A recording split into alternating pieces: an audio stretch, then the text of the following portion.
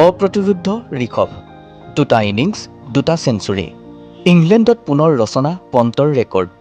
6জনকৈ পূৰ্বসূৰীয়ে অৰ্জন কৰিছিল একেই কৃতিত্ব। দুটা শতক লাভ কৰা প্ৰথম উইকেটত ৰক্ষক হৈ পৰিল ঋষভ পন্ত।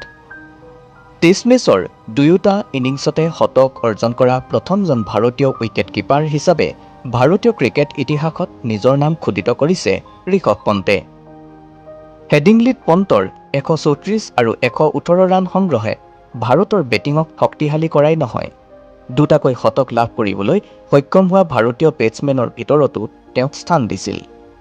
পন্তৰ পূৰ্বে আন 6জন ভাৰতীয় ক্ৰিকেটাৰেহে একেখন টেষ্টতে দুটা শতকৰ কৃতিত্ব অৰ্জন কৰিছিল। তেওঁলোক হৈছে বিজয় হাজাৰে, সুনীল গাভাস্কাৰ, ৰাহুল দ্ৰাবিড়, ৰোহিত শৰ্মা, বিৰাট কোহলি আৰু আজিংক্য ৰাহানে।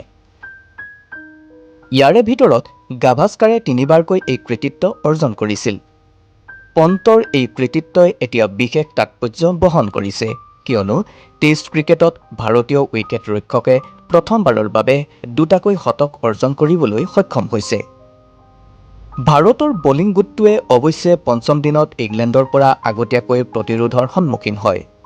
অপেনাৰ বেন ডাকেটৰ আক্ৰমণাত্মক আৰম্ভণিৰ লগতে বলৰ অৱস্থাৰ অৱনতি ঘটা উদ্বেগে ভাৰতক দোমোজাত পেলাইছিল।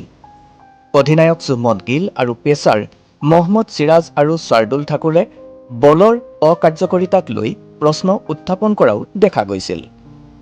খেলৰ ফলাফল যিয়েই নহওক কিয়, পন্তৰ দুটা শতক ভাৰতীয় টেষ্ট ক্ৰিকেট ইতিহাসৰ এক অন্যতম কৃতিত্ব হিচাপে লিপিবদ্ধ হৈ থাকিব।